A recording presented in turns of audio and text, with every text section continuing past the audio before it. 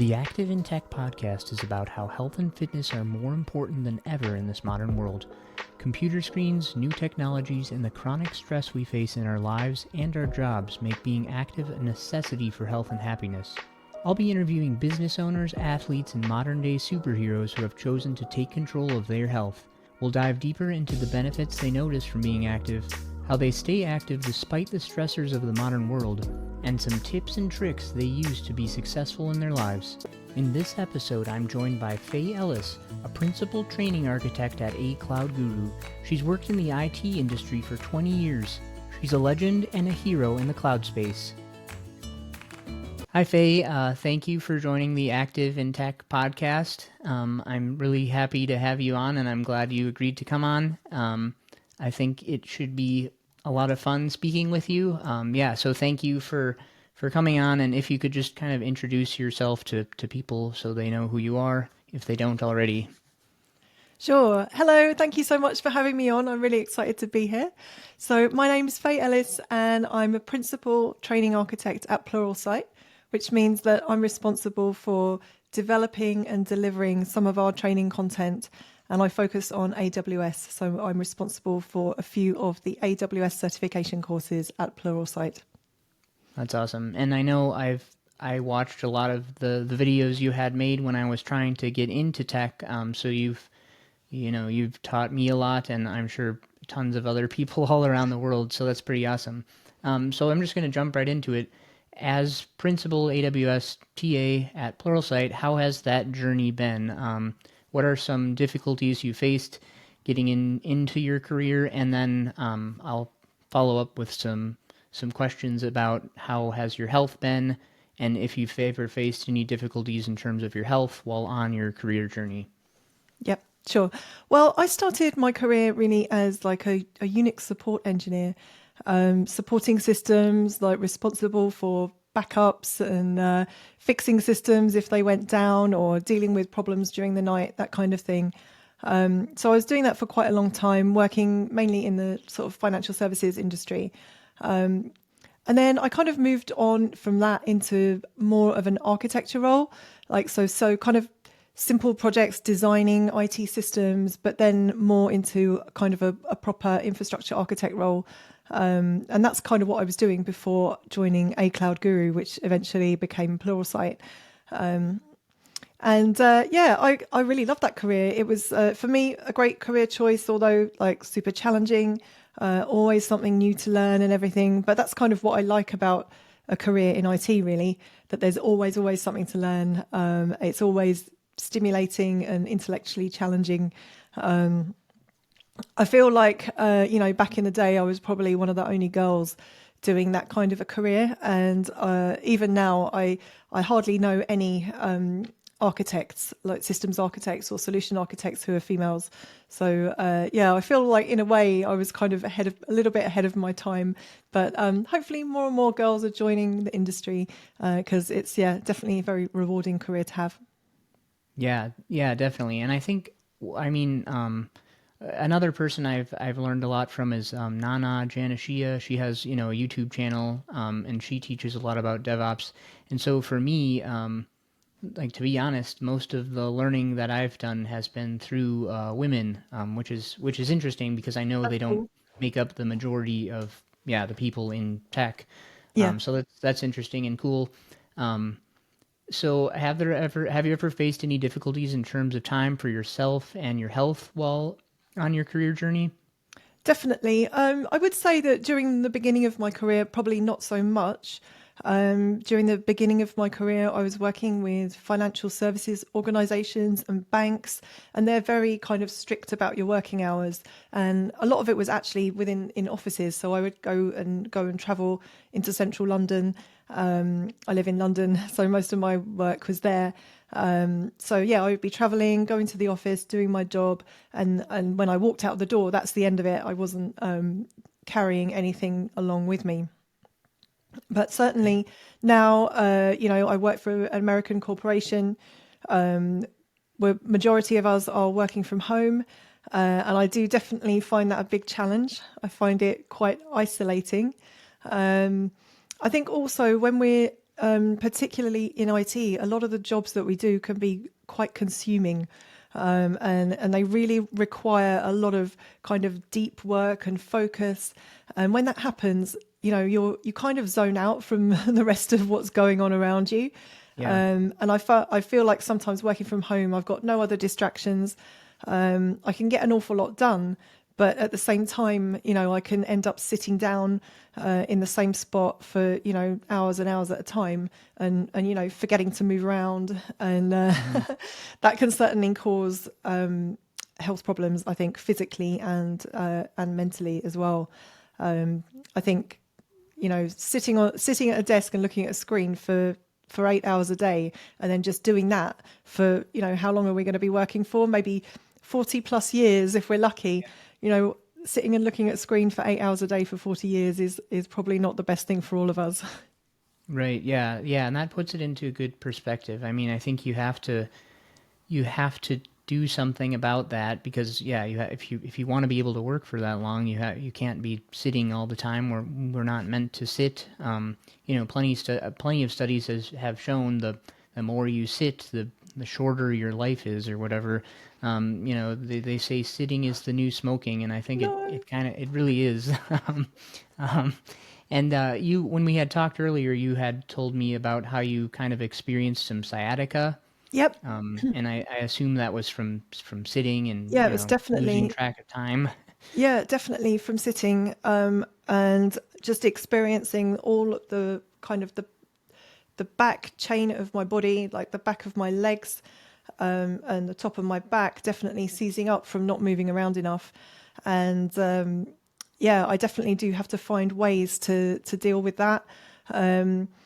So last year in particular, I really experienced bad sciatica. If you've ever experienced it before, it's quite unpleasant.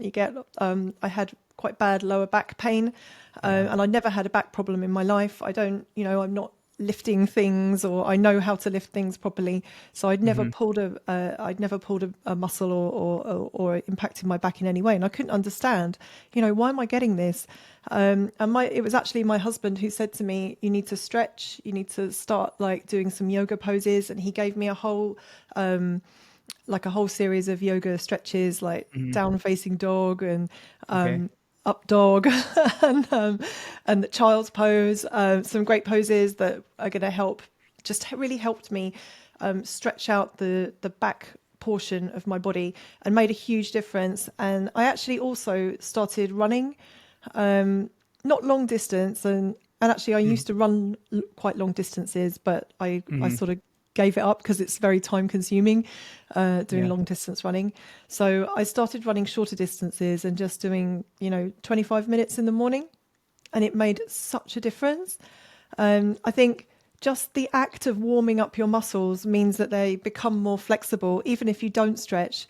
But what I used to do is I'd run to the end of my street, and then while I had to stop for the traffic to go, while I stopped waiting for a gap I was waiting for a gap in the traffic, I would start to do a few little stretches, and straight away I could feel everything just sort of easing out. And just after doing that for a couple of weeks, it made a big difference. And now I know when I feel that like pinch and tightness of sciatica starting again, I know, okay, you need to stretch, you need to get up and move. Go for a walk, go for a run, and that's going to make all the difference. Yeah, definitely. Yeah, I always talk about activity, but I think, flexibility is super important too. And just like using your body, using that range Yep. of motion. So if you're just sitting still, especially in a chair, your hip flexors get tight, your Yeah. hamstrings get super tight. And I feel like that all affects your lower back and you're Yeah. slouched over and Yeah, absolutely. Because it's everything's just connected as well, isn't it? it's all If bad. one So you've thing got gets to tight, it's pulling on another thing. And yeah. actually, Mhm. the pain you feel could be coming from a completely different part of your body. And Mhm. it could be something in your leg that's actually impacting your back. Yeah, Yeah. right. But I Yeah, think staying definitely. flexible all over is definitely something that can help with that. Yeah, you're right. And I think, just having balance between like muscle groups and stuff Mm. is super important too. And I know a lot of people, they have tight hip flexors, but then they also have like their glutes don't activate properly also because they're sitting on their butts and they're not, I mean, I'm sure that probably contributes to it also, but Yeah. you're not able to activate your glutes as well. So yeah, I mean, just getting up and moving has got to be a really good thing. Um, and then that kind of brings me to the point of posture. I feel like we have a lot of people, it's even me, when I get into my work, I start to slouch over more and more, and I just Yeah. have to keep reminding myself to sit up straight because yeah, good posture is important because there are so many problems associated with like this head forward posture. Yep. It affects your breathing. Obviously then it affects how much oxygen your brain is getting, and just like down the line, people get headaches, and it can be Yep. a cause of it can be that head forward posture. Yeah, Um, absolutely. Yeah, I and I actually went to see an osteopath last year because I was getting sort of pains in the around sort of the top of my shoulder, and I couldn't understand why that was. And she just looked at my posture and said, your shoulders are rounding forward, and the weight of your head is pulling down. And if yeah. you're sitting like that, for many hours, day after day after day, for many years as well, it's going to take its toll. It means that your muscles are supporting, and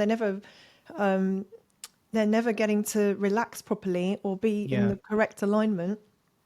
And I Yeah. said to her, well, I'm doing stretches.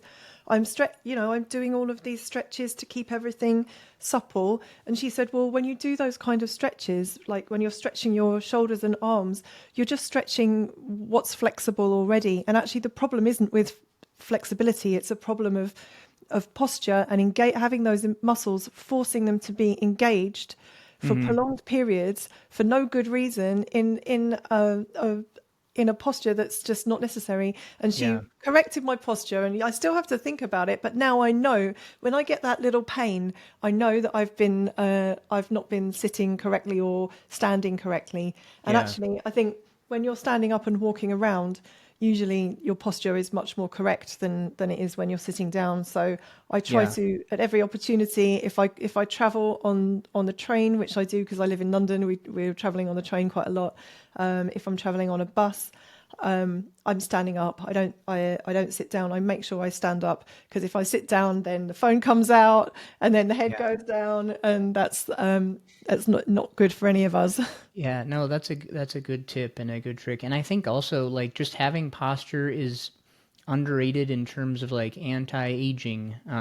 Because you can easily identify like we see like older, like really old people with like that super kyphotic like upper back posture, and Yeah. you can just spot it from a mile away, and it probably doesn't feel very good, and it probably leads to all kinds of different health complications. So I think just by standing or sitting up straight, you're doing some anti-aging right there. Yeah, I definitely absolutely. think so. And then you feel better too. Um, yeah, I think postures is an underrated thing. So speaking of anti-aging, um, I didn't. What are some of the things you do for that in terms of like skincare and because everyone I talk to, they're always like, "Oh, Faye Ellis, like, what is her skincare routine?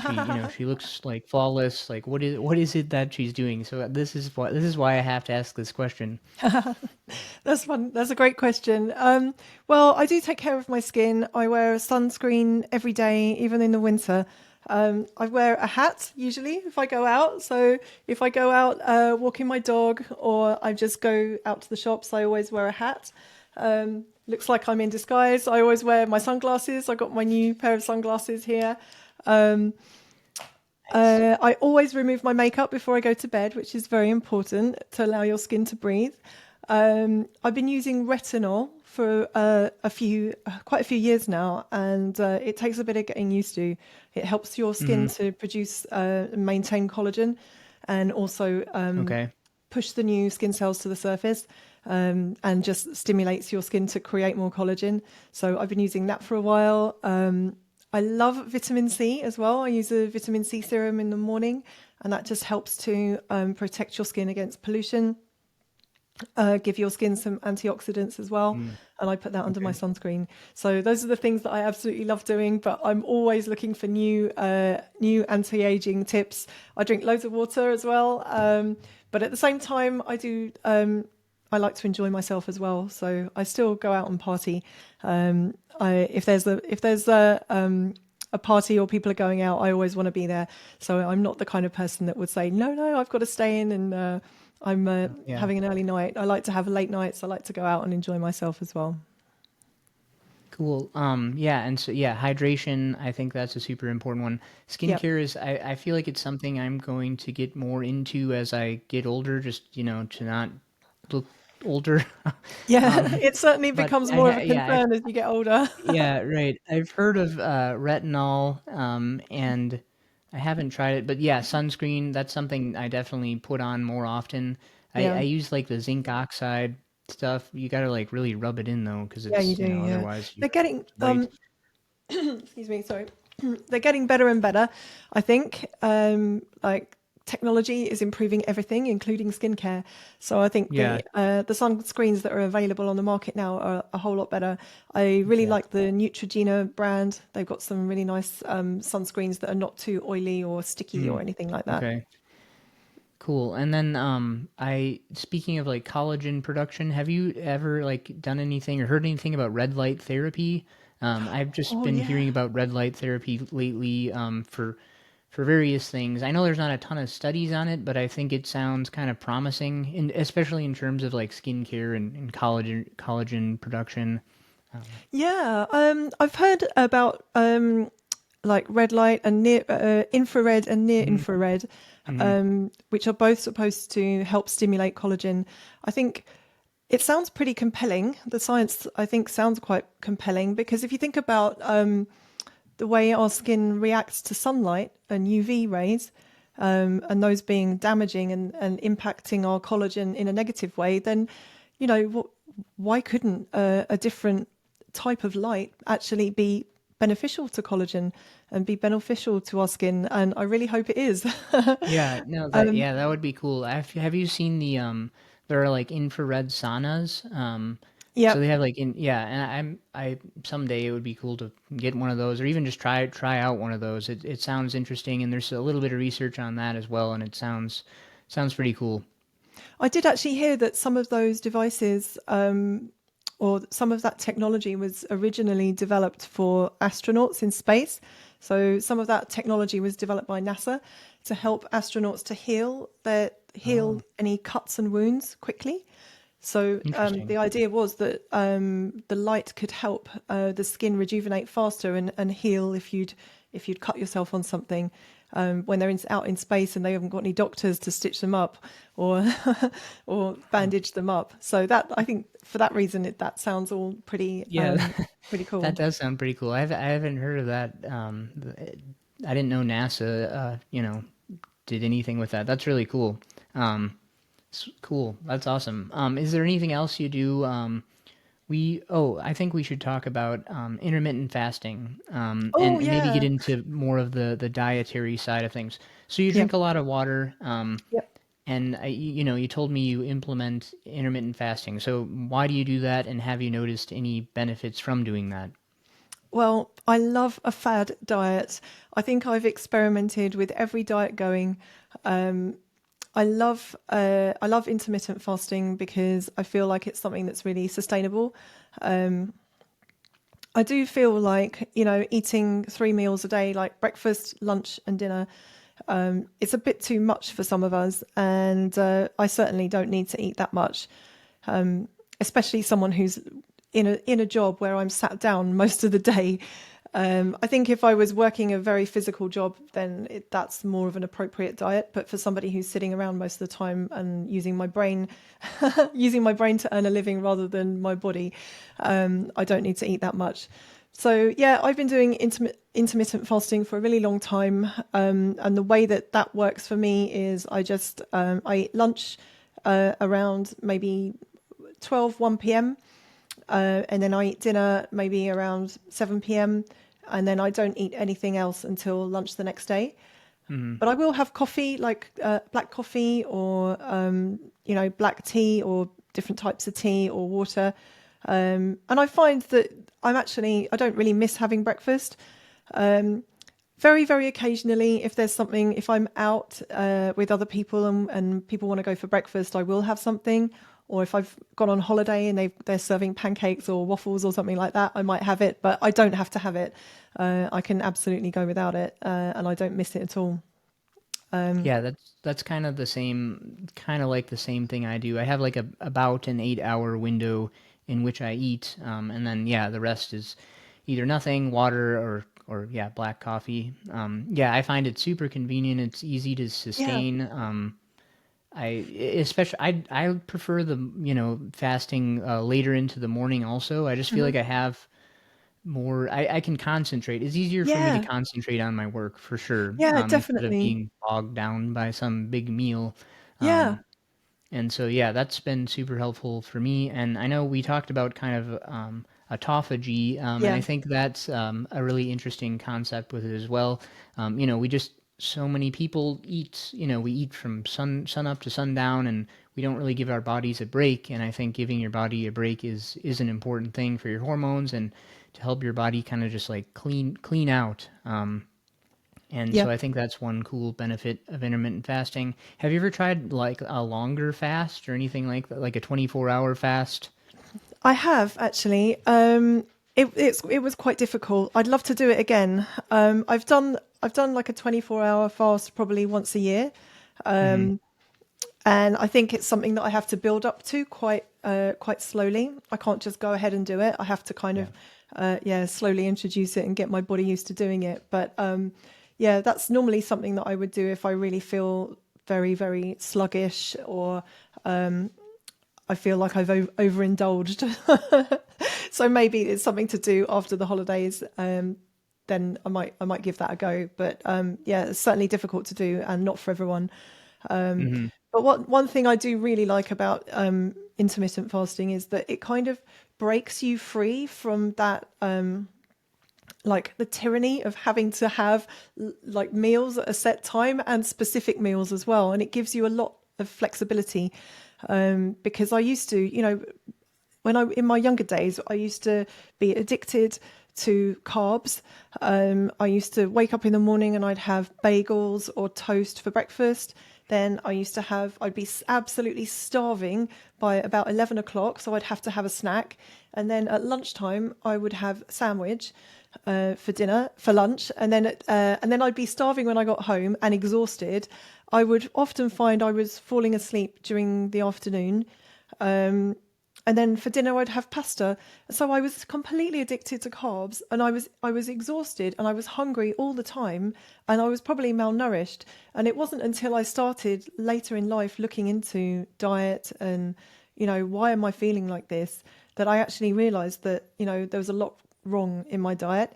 Although I wasn't overweight in any way, I was probably underweight, but I was probably also malnourished, and I was had these blood sugar spikes and troughs throughout the day, which was not doing me any good and making me sleepy, even though I had no reason to be.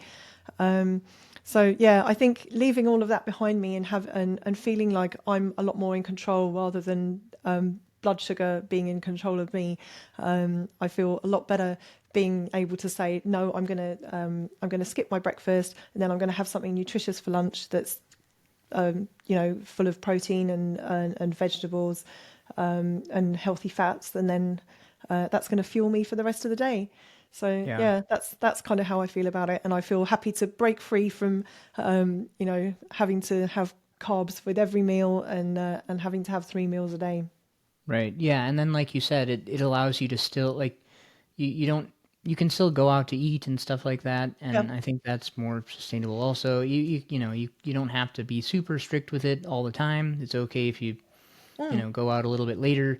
Yeah. That and I'm the same way. Like um, there are other diets like the keto diet, the carnivore diet, and those work great for some people. But for me, it's not sustainable because I still I don't want to go out with my friends or with my family to a restaurant and have to like order just the grilled chicken and broccoli or not order anything at all because it just doesn't work. Yeah. And I think sustainable doing what works for you is the most important thing. And it looks like you found something that works, and you can still get in like all the nutrition you need. Obviously, for me, I follow a same thing, but I usually do eat three meals, just depending on like if I'm working out or whatever. If I need more calories, and I can still get it all in within that amount of time, and then I'm not making. I do think a lot of times people eat a little bit too late.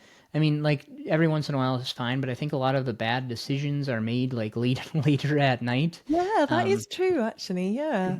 yeah, so it's just it's good to kind of keep that window, in my opinion, like keep it there for the most part, because sometimes you're out later and that's when all the desserts come out, and yeah, you might be more likely to have a drink, and that affects your sleep, and so on and so forth.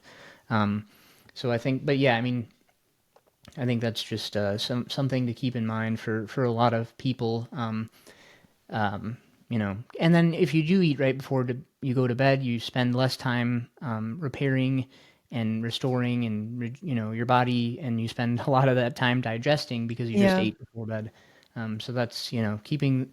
Yeah, I kind of have like a midday 8 hour window or something, and that works best for me.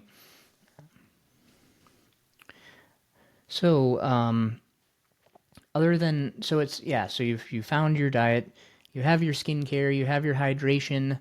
What other have you noticed any other health benefits from from being more active, and taking care of yourself, eating the right foods and things like that?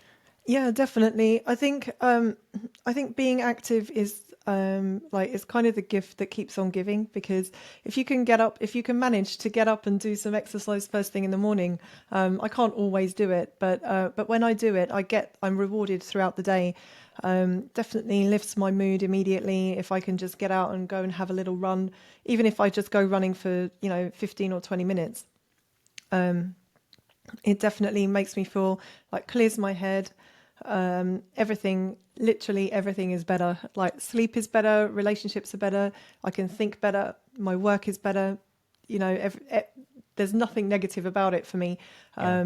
But I have to say that I've been lucky throughout my life, and I haven't given myself any injuries. So I don't have any sort of hip or knee or ankle injuries. And I realise not everyone can go for a run Hmm. every day. But I think, finding the thing that really works for you, whether that's doing yoga or lifting some weights, doing squats or lunges, that kind of thing, finding something.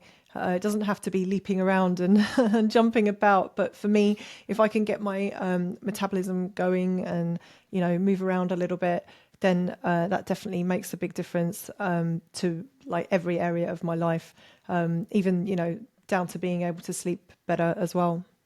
Yeah, there's all kinds of positive feedback loops. I feel like if you're active, your body wants to eat healthier foods. If Mm. you're active, you're able to sleep better, and better Yep. sleep makes tons of difference.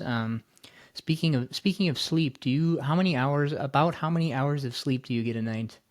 Oh, I try to get a minimum 8 hours. I'm really good at sleeping. I love sleep. I would say it's actually probably one of my favorite things to do, which is ridiculous. But yeah, if I get good sleep, then it's kind of the similar thing to exercise. If I get great sleep, everything's great. If I don't get great sleep, it starts to go downhill pretty soon. Yeah, I can yeah, just about definitely. cope with one bad night of sleep, but if I have two in a row, then I'm really not in a good place, and I can't think. I'm grumpy. I make bad decisions. eat Yeah. eat bad food. Hmm. Yeah, Yeah, just sleep everything's is horrible. definitely yeah, sleep is definitely like a non-negotiable for me. I have to do it, otherwise just everything suffers. I crave like junk food, and I'm not as nice of a person either. Like just Yeah, so I'm a many nightmare. so many But different things. I've actually found a little sleep hack, Oh and yeah? it's kind of quite a healthy sleep hack, which is to if you feel like you're struggling to get your 8 hours or get the right amount of sleep for you, if you find you're waking up in the night, um, then there's something that you can eat that will help you. And if anyone is struggling with that, then I challenge you to give it a go, because this has worked for me. And this is to eat a couple of kiwis before bed. because kiwis, they've got something in that's like a precursor to the sleep hormone melatonin. Okay. So there's something in these kiwis that will help your body, that your body can actually convert into melatonin, and that's the sleep hormone that's going to help you to get to sleep and also stay asleep and stay in a nice deep sleep. You need to have two of them. One's not enough apparently, but the great thing about kiwis is they've also got loads of vitamin C in and lots of fiber and lots of other really good things in them. And they're Interesting. small as well. So they're a great thing to have as a dessert or in a smoothie or something like that. But yeah, I have them at the end of the day. I wouldn't have it in the morning because I don't want to Okay. start. I don't want to start getting Sleeping early. sleepy throughout the day because I've had that. But yeah, I would say give that a go if you ever feel like you're lacking in sleep. Interesting. I haven't heard that. That's kind of cool. So do you take them just like as a dessert or like right before you go to bed? I just have them as a dessert after dinner, Okay. and Hmm. then yeah, hope Interesting. that they're not going to send me to sleep until a reasonable time. Yeah. Wow. I'll have to try. Well, I don't have much trouble sleeping, but if I ever do, I'll try some kiwis. That sounds good. Interesting. Yeah, it's funny how many things we can do to improve sleep through diet, obviously exercise. Even yeah, I feel like getting up in the morning and exposing yourself to the sunlight, Yep. going outside or whatever, that helps you sleep better at night. I think it helps you produce more serotonin, which is a precursor to melatonin also. So you're ready to sleep at night when night rolls around. Yeah. Cool, interesting. That was a good tip. I like that. I like all the skincare tips and the sleeping tips. It's all really good. So it would be fun to talk about intermittent fasting some more, or a lot of the things we've been talking about. But I don't want to make this too long. So I would like to know how you define success for yourself. Oh, you know what? I think success is a really, really personal thing, and I think it's different for all of us. I feel like it can be quite easy to get sort of sidetracked and influenced, um, by what society tells us is success, or by, what the people around us, our friends and family expect from us. And last year I had a really good mentor, and one of the things she got me to do was really think about my values, and what's actually important to me, and what do I actually enjoy doing in terms of work and generally in my life. And I really think that for me, success is more about having the freedom to kind of do the things that I like to do. The ability to have a job that's enjoyable and it's challenging, and that really allows me to live my values every day. So I think for me, being in the position where I've got, time to help other people, time to listen, and to be able to share the benefit of my experience as part of my job, then that's actually a really, really rewarding thing. So I feel like for me, success it's not about an accumulation of wealth. It's not about having a certain job title or even creating a family, because I'm somebody who decided a long time ago that I didn't want to have children, and actually I'm a mum in lots of different ways. A lot of my friends have kids. I have nephews and nieces and nephews. So I kind of get my mum fix from interacting with interacting with them. So for me, I define success as really having the luxury of being able to do something that I love. I'd be interested to hear what your definition of success would be, because I'm sure it would be quite different. Maybe some similarities, maybe some differences. What do you No, think? that's it. I wasn't prepared to be asked a question, especially this one. This It's a tough this question, might isn't be it? this might be cut out of the recording. No, I really like that. I think values. I think that's huge. Obviously, your success kind of has to align with your values, or that makes total sense. And so for me, for me, it's, being able to spend as much time with my quality time with my family as possible, and being able to be present, and intentional with my daughters. Gosh, I can't talk about my daughters. It just like, it brings up so many emotions. Oh, I'm gonna try try to be okay, but yes, being able to spend time with them, I just don't want to miss anything, and yeah. that's why working remotely has been a gift, because I can just pop upstairs, or they'll come and knock on the door, and it's always, Oh, it's a welcome, even if I'm like recording a lesson, like I don't care. It's that's super important to me. yeah. And along with that, like, yeah, freedom, being able to do what I want with who I want, when I want, and yeah, having a job that enables me to do that, helping other. There's I guess there's a lot of things, like, my health, that's a big part of it. So I think, yeah, those are some of the big things, that make me feel like I'm successful, and then raising my daughters to be good people as well. That's an important thing to me too. Yeah. Yeah, so I mean, yeah, it's a lot about family, health, freedom, all that good stuff. Cool.